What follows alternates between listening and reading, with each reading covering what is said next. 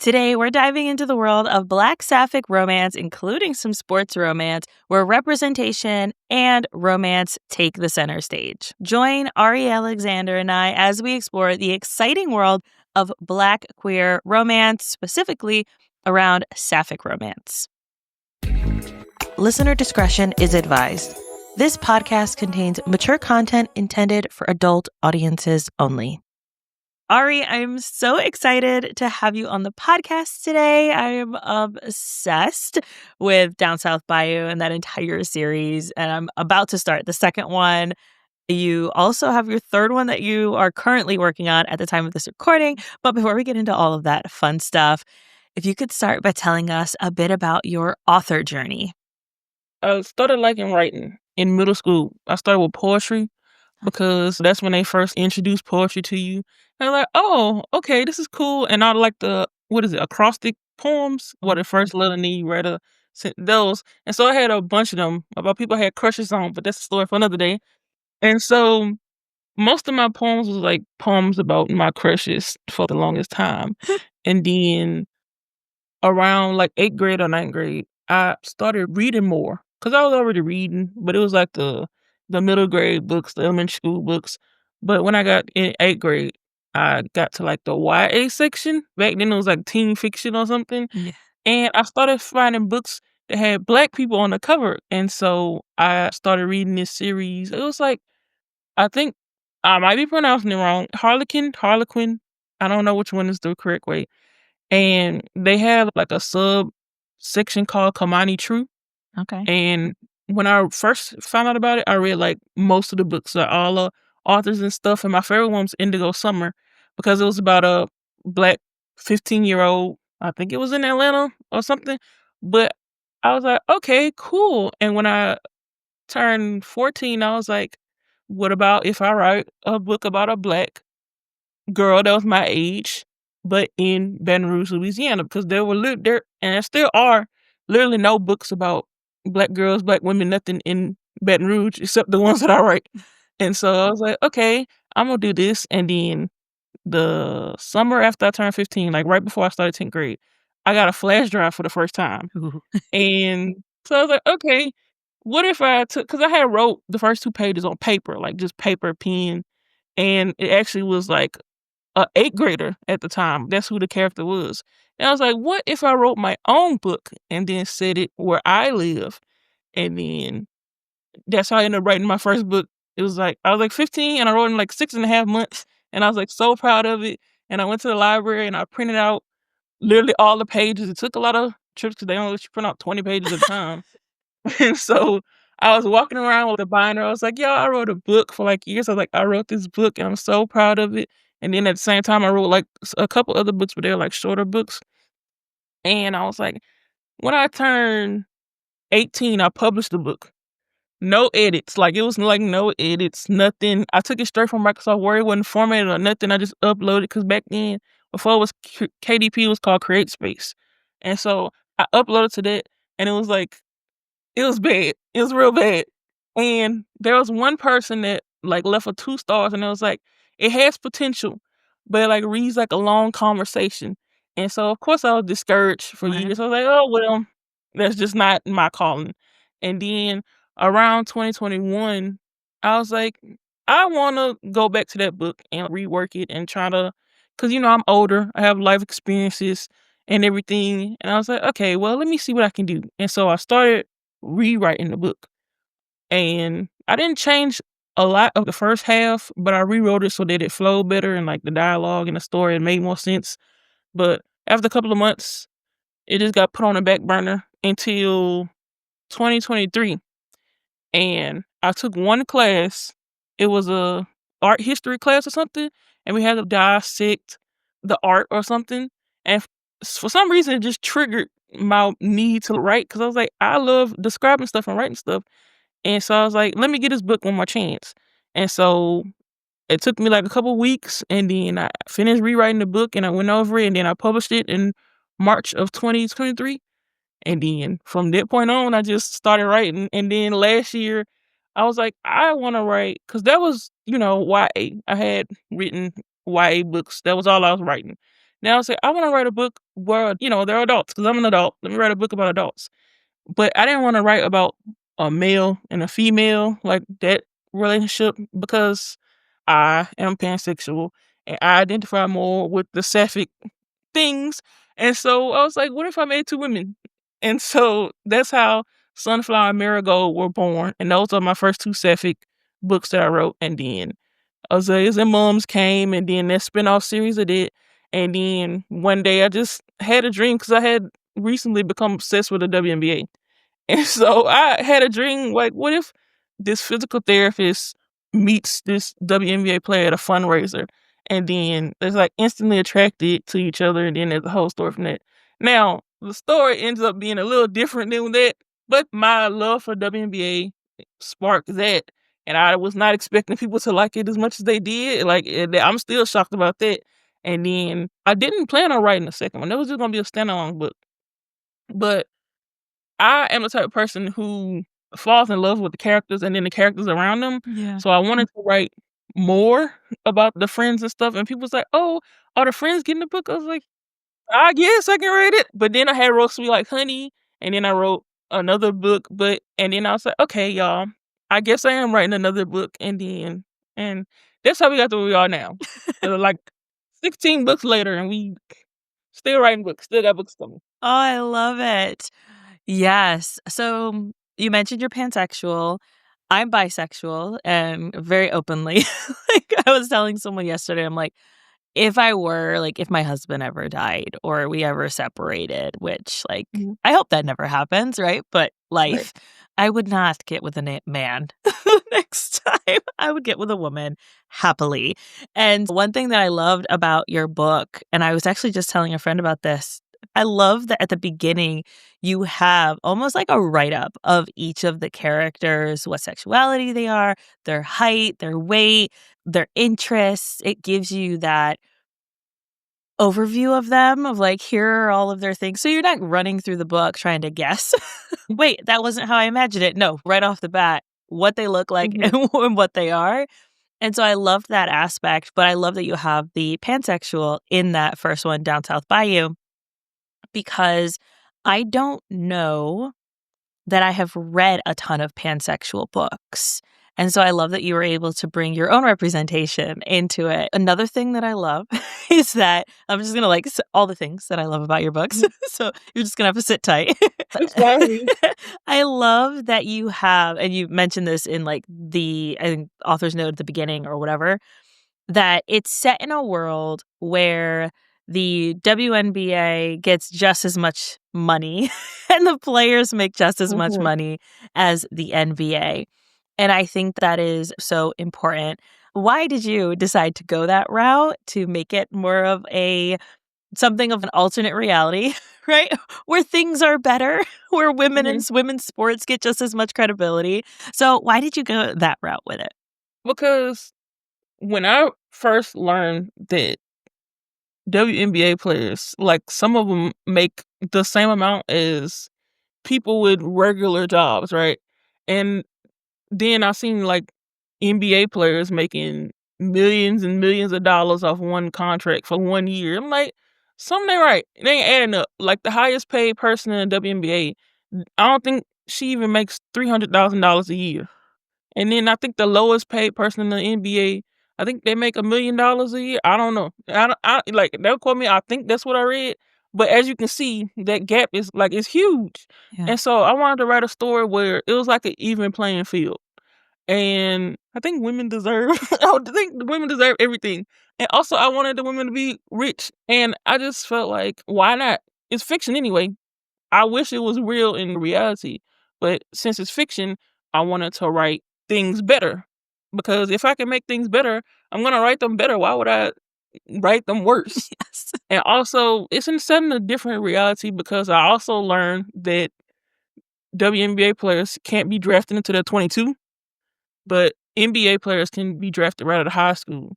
In like my alternate universe, there's like a special program that some players can come into, and then they can get like training, and then they're like drafted. So they can be drafted at 18 and whatnot. And I wanted to have a way where they could be drafted before having to graduate college. Which graduating college is important, but college isn't for everybody. But they do want to play professional sports and stuff, and so I wanted to write a way where they could. And also, I came up with my own team names. They're not the same, so I wanted it to be alternate reality. Like, I wish we had a team called the Baton Rouge Bayou, but all we got is the Pelicans and and the Saints. Pelicans? Sorry. Yep, because see, it was the Hornets. Like, I remember when they were the Hornets. Charlotte had the Hornets, and they were only here for a couple of years. And I went to the games when they were the Hornets. Back when I think Chris Paul was playing. And I literally went to the last game where they were the Hornets. And so for the longest time, I was like, oh, the New Orleans Hornets. All of a sudden, they were the Pelicans. I was like, I get it's the state bird, but I don't. Pelicans, yuck. I feel like a different bird would have been better. Something else. Anything would have been better. Oh, man. Oh, that's interesting. So you write, I want to say exclusively Black characters. Is that correct as well? Yeah, Black, and some of the characters are biracial, but they still identify as Black. Yeah. Why was that important for you? Because I'm a big fan of, like, representation, and if I wanna read a book and I can't find it, Imma write it. And so it's important to have Black characters because there are so many white characters out there. There are, like, so many books, like, about other characters, and the specific books that I write, like the Black Sapphic Romance, even though there are a bunch of authors out there that don't get the credit and people don't talk about them and stuff, it's still not as many as, like, all other genres and tropes and everything. And so I wanted all of my books to be Black Sapphic Romance or like Black Queer Romance or something. Yeah. And so all of my adult romance books, all of the main characters are queer. Whether it's the man, whether it's the non-binary person, whether it's the woman, all the people are queer. Yes, I love that. And I love that you have that representation. It makes me think of the story you shared before of like when you first saw that Black person on the cover and you were like, oh my goodness, there's a Black person on this cover. That's so incredible. And to be able to have that representation and create that representation for other folks is just so powerful. Now, in Down South Bayou, there is, this is one thing that I really enjoyed, is that you don't really have the third act breakup. And I'm curious why you went that route for the no third act breakup. I'm seeing it a lot more and I love it. So I'm happy about it. But I'm curious what your thought process was behind that. So I tell people all the time, I write stories for me first. So I write stuff that I like and would enjoy in reading a book. And I don't like that. And I don't like the miscommunication trope, so it's never gonna be in there. I don't like cliffhangers because I'm the type of person that I write a book and then I can go read the book over and over again. Like every so often I go back to one of my books and I read it and I have a good time. I enjoy it. So I don't want to read about somebody breaking up. And also most of my books, the relationship, there's no trouble in paradise because I prefer for them to be emotionally mature and we have a problem, let's talk about it. If there's something going on, let's talk about it. So all of the drama in like my books come from like everybody else, like outside of relationship, like the exes, like the parents, like stuff like that. And that's what I like to focus on because I feel like when it's a romance, you should focus on the romance and stuff. And so that's why even when they like strangers like in Down South Bayou, they together about a third chapter, third, fourth chapter, because I want most of the book to focus on them being together, them doing stuff together, them maybe starting a family towards the end, stuff like that. And then if there is drama, it's usually resolved like fairly quickly within a couple chapters because I don't want to read that. But it has to have some type of drama, Right. which is why I do include it. But I get through it pretty quickly. And there's never going to be a third act breakup because why are we breaking up? Because I think a lot of third act breakups are because of miscommunication. And if we can eliminate that, like we are adults. What are we beating around the bush for? Let's sit down, let's talk, let's say what's wrong, let's talk it out, and let's get over it. And that's just how I feel. And that's what I want to write in the books. Yes, I love that. I recently read a book that had a breaking up to keep her safe trope. That is one of my least favorite. I'm like, bro, in this case, it was a male-female pairing. And I was just like, dude, you think you're keeping her safe and you're literally just making both of y'all miserable. Right. And you hurt her in the process because you're trying to make her leave. And you're like, oh, I don't want you anymore. And then you come back on your knees begging 2 weeks later. Come on. You should have Right. dealt with your own stuff before that. So, yes, I 100% agree. I think it was an audiobook I was listening to. It was good. The story was good. It just got to a point where I was like, all right, y'all need to he needs to get over himself and move on. So I appreciate that you do that. You mentioned that you read your own books. Drea Anderson as well. She reads her own books. She was on the podcast in season 1. And I asked her this question, so I feel like I have to ask you as well. What is your favorite of yours that you like to go back and read? Every so often, there's one of my books that I'm, like, obsessed with because it's just I don't know, the story is just it's doing what it gotta do for me.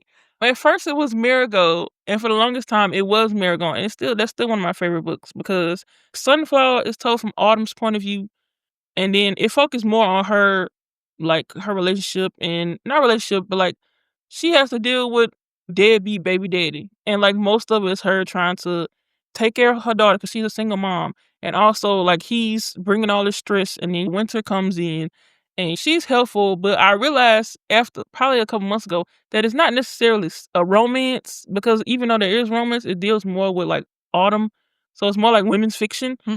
And then book 2, they're an established couple, but it's told from Winter's point of view and, like, picks up a couple months after Sunflower, and it just tells, like, everything that she went through when she was younger because she's not stereotypically girly, and people would talk about her for the way she dressed and the way she act.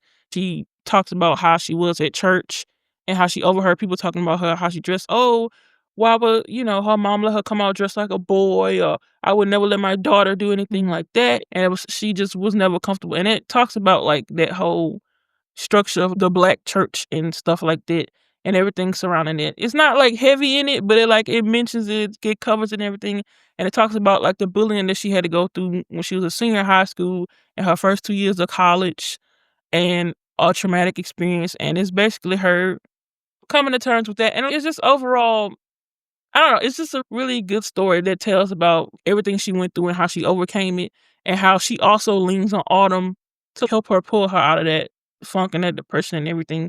And it's just I don't know. I just really like Winter. But now my favorite book is Amaranthine. So the book is about Kylie and Kyla. They are like one of my favorite couples I've ever written. And they first appear in my YA series.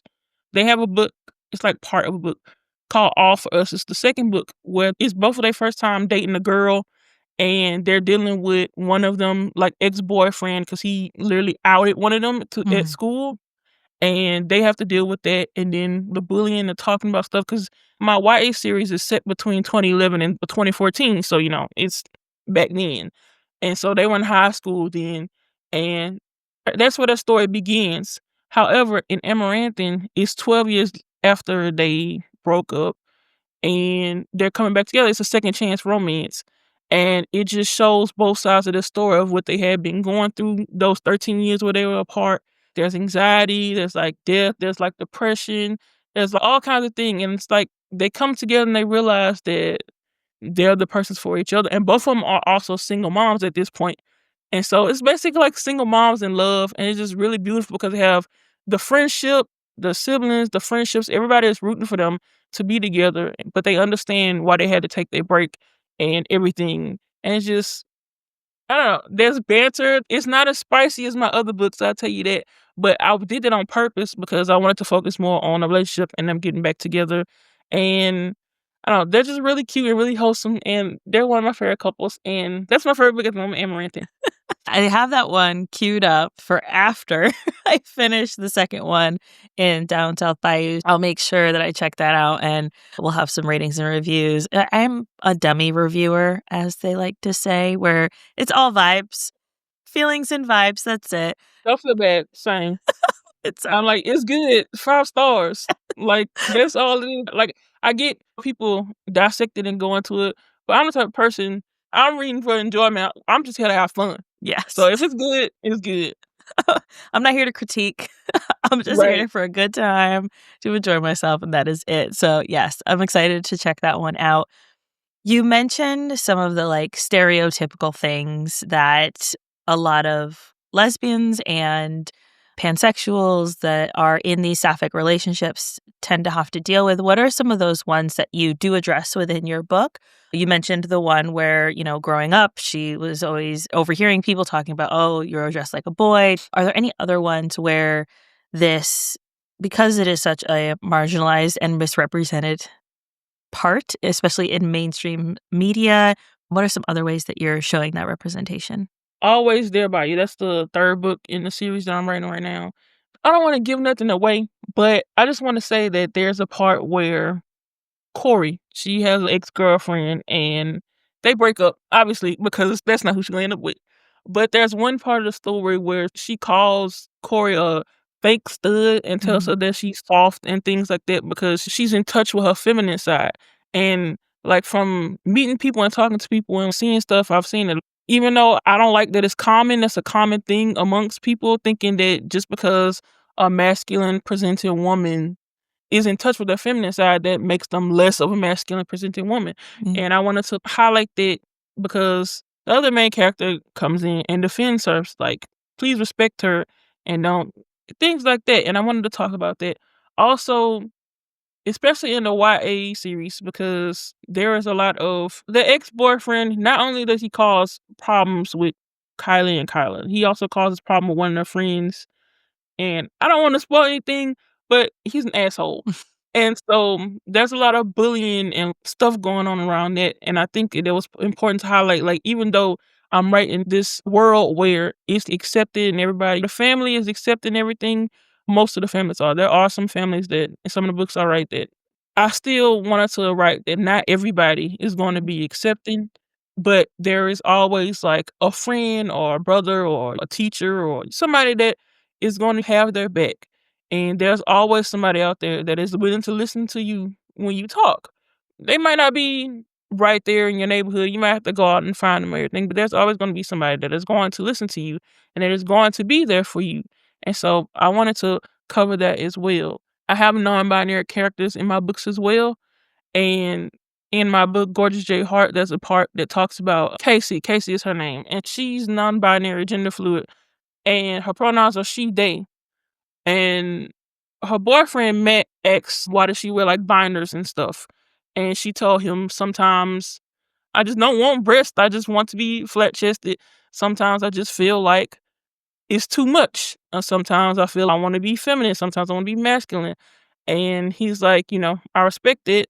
And no matter what you identify as and who you are, I'm going to love you regardless. I just think it's really beautiful.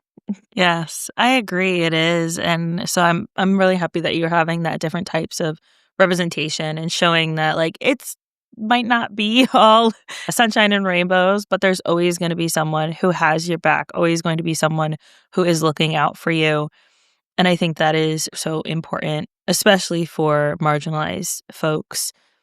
I recently saw videos, like a reel or something on Instagram, and this woman was recording herself on like a bench and she was just enjoying her food, and this guy comes up and he's like, "Oh, you're really pretty." Like, you didn't see him, but you could hear him talking to her. He's like, "Oh, you're really pretty." And she's like, "Oh, thanks." And he's like, "Are you dating anybody?" She's like, "Nope, I'm single, but I'm also gay." And then his response was, "Does it matter?" Yes. What? And she was like, "Yes, it does matter." Like, what? But that is what a lot of sapphic people have to deal with, is that we talked about this in the episode with Sarah in Wonderland about lesbophobia and just how it shows up as like men thinking that they can own whatever as a female body, and like that like they are deserving of it because they're men. No, that's not at all how it works. And so I love that we have these books that we can read and escape into, where maybe those guys are the bad guys and they get what they deserve usually, Totally, which is definitely. good. So that's awesome. Now, you mentioned the sports backdrop, how you've got all of that stuff. I'm Mhm. curious, how you integrate how much of the sports you integrate into the storyline. So I remember there were a few games that were like played throughout, and I am not a sports fan. Anytime that the kids are watching sports or my husband's watching sports, I'm like, go sports team. Whoever's playing, go sports team. And so what I enjoy is when I can see the sport from the player's view and understand, like, very minimally, maybe, what is happening. And I see this a lot with, like, hockey romances, where maybe the author doesn't even watch hockey, but because hockey's big, then they gotta do a hockey romance, and then there's, like, barely any actual hockey. It's like, oh, we're at the game, and it's from maybe the person's point of view watching the game, but you get little snippets. You don't get, like, the ins and the outs of the sports and, like, how it feels to be in a sport. So I appreciate that you do that. Do we see that in book 2 and 3 as well? I realized after I wrote the first book that there wasn't much basketball, but I was like, oh, that's okay. It's basketball players, so same thing. But in book 2, there is more basketball because as I was writing book 2, last year they had the Olympics and everything, and also that was my, like, first year actually watching, like, following a team and watching the WNBA and everything that went on during off season, during the Olympic break and everything, and I think it was a good year to start watching because there was the Olympics, so I got to see how they did all that and how they went about that. When I wrote the first book, it was, like, at the beginning of the basketball season, so I was still not familiar with a lot of stuff that went on, so that's also why there wasn't much basketball in it. But in book 2, I incorporated the Olympics. Simone and Harlan end up going to the Olympics, and then there's also, like, the break and everything, and I believe there are a few games in it, but, like, most of it is not, like, at the actual games, them talking about the game or them going to and from practice, but I think there is a little bit more, but in book 3, it's during off season, Okay. so there's not gonna be, like, any games, I don't believe, because it starts in November of 2024, and the season ends in, like, September. So this is, like, the off season, and then Corey and Denny are, like, establishing their relationship and everything over those months before the next season start. But there's something that I have to, I can't No say worries. about the next season. Yeah, they're just bonding and having a relationship, and there's a lot of drama in this book, and I think it's gonna be fun. I'm on chapter 10 at the no, I'm on chapter 12 at the moment, Nice. and so there's some drama going on. Yeah. But there's not as much basketball. I realized that it was because I was like, "Oh, book 3 is gonna have a lot of basketball," and then I realized the time frame is gonna be sitting in, and it's during off season, so there's not much basketball at all in it. But for the 4th book, I think it's gonna have more. I don't know. I haven't planned anything out about that one yet. Nice. I thought you did a good job with 1. So we're saying 1 has a little bit, at least I was able to understand what was happening. So there was that. So book 1 having a little bit more in book 2, off season book 3, and then we'll see what happens with book 4. Mhm. Awesome. So that's so great. I think that I'm excited for Corey's book because she was messy in book Mhm. 1, just like really burnt and grumpy and just she needs a hug. She needs Well, some love. I'll say definitely, and she I don't wanna spoil anything, but I think Corey's gonna be one of my favorite characters. Yeah. Like, even right now, she is definitely gonna be one of my favorite characters. Now, she has a reason, like, I'm not excusing anything she said because she said was wrong, but she has a reason for why she feels the way she feels and how she acts the way she acts, and you'll get to learn about that in her book because it's a lot going on in the background, like, you never know what's going on until you read somebody's side of the story, Yeah. and so this is gonna be her side of the story, and she is grumpy very much. This story is definitely gonna be grumpy sunshine. She doesn't like anybody. Like, the friends that she has is the only friends that she have. I don't know how they became friends because but they know how she is now because Mhm. they've known her for 15 years. So they know how she is. And then she has Denny, who she's known since they were in 6th grade. So that's also her other best friend and also the love interest of the story. And so the only person who she's ever nice to, like, for real, is Denny. So everybody else, they just get what they get. But she is secretly a hopeless romantic, and she's actually very cute, and especially with Denny. And I'm just excited to show everybody that because I think everybody's gonna fall in love with Corey, even though in the first books, everybody's like, "Oh, I can't stand that bitch." But now I feel like I'm doing a good job because I never wanted people to hate her, Right. but it's just that circumstances and stuff she was going through made her do the things she was doing, and she's gonna realize that it didn't make no sense for her to do because it was just coming from a place of intimidation and jealousy, and that's all it was. Yeah. And that's all I'm gonna say. Okay. I'm so excited. I'm finding that more and more that I read that there are certain books that I'm like, I go into and usually it's like into the series and it's the character that's a jerk through the whole previous books, like all the books leading up to it. And I'm like, I don't really know that I like this character. I don't know about this. So I'm thinking like the McLean series by Alexandria House, the Mhm. one brother who's just really stuck in the mud, just like downer constantly, moody. But then you get his book and it's like, this is why and I love him. Or even India Carter's, I want to say it's India Carter, might be somebody else, the Danger series, Danger Brothers. And then you get the one brother he's a punk and he's a jerk through like 1 and 2. And then you finally get his book and you're like, okay, I don't hate him anymore. So I'm finding that those are the ones that I end up like really loving because we get to see their side of the story. And so I am excited about that. As we wrap up, when can we maybe expect that book for us to have maybe? If you don't know, that's okay too.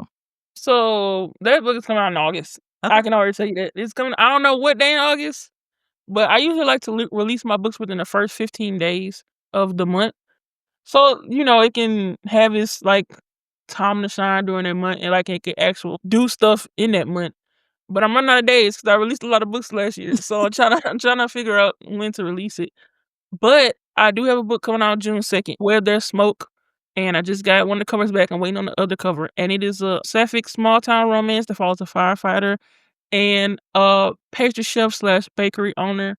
And they have a connection from when they were younger. It doesn't play a big part in the book, but it's just cute that it's in there. But it's like instant attraction and then they're like obsessed with each other, especially so the firefighter's name is Phoenix. I did it on purpose because Phoenix is like a firebird, essentially. And also she's a twin and her sister's name is Raven, and Raven's also the bird. But I don't know. I like names that match. And the other character, her name is Angel, and she owns a bakery called Taste of Heaven. And I have the first 7 chapters posted on my Patreon. And it's free for anybody if they join and they can read it. So the first time they meet is in the prologue, and Phoenix is coming back to town after a year of living out of town after her grandpa passed away. It was hard for her to be at home because she was raised by her grandpa. And when he left, she was like, I'm gonna leave too. But in the prologue, she's coming back and she stops at bakery and then she talks to one of her old friends and he was like, I'm glad you're moving back, but I have something that'll sweeten the deal. And he gives her like strawberry shortcake and her favorite dessert is strawberry shortcake. And then it's almost like she was like taken to another dimension. Like she's like, oh, this is the best strawberry shortcake I've ever had in my life. And then he was telling her that the bakery owner's granddaughter, she did something with the recipe and everybody was raving about it. She was like, oh yeah, I'm gonna have to go down there. And then of course the universe, she walks through the door and Phoenix doesn't know that that's Angel, but all she knows is that this is a very attractive, curvy woman. She smells good, she looks good, everything. And so she's just staring at her, and then the whole time Angel's just talking to their friend. They're catching up and everything because she's about to leave. Because back then, she was working as like a pastry chef on a cruise ship. So she'll be like traveling around and stuff. So she was about to head out. And so Phoenix is just so drawn in by Angel. And then she like gets tongue tied. All she can say is, you're beautiful. And she's like, oh, okay, thank you. And so then Angel ends up leaving because she says bye to the friend, then she leaves. And then the friend started teasing her. She was like, oh, that was real smooth. And then Phoenix was like, who is that? She was like, Angel Savoy. And then that's when she realized that that's the woman that the friend was talking about. And then she like grown up because she's like, dang, I didn't even introduce myself. I didn't give my number or anything. And so a whole year passes by. And then that's when Angel finally moves to the town because her grandmother, the one that ran the bakery, passes away, and she's coming to run the bakery or whatever. And then they end up running into each other. It's like instant attraction. Yeah. And then it just goes from there. I love it. It's that sapphic panic. Yeah. It's frozen in place. It's like, hi. So bad. It's so bad. Yes. Oh, I love that. I'm so excited. So if people are like, I need these books, yes, please, and thank you, where can they buy your books, hang out with you, send you a DM, all of that fun stuff? So Instagram, TikTok, Threads, all of it. YouTube too is at Tay and Friends Universe.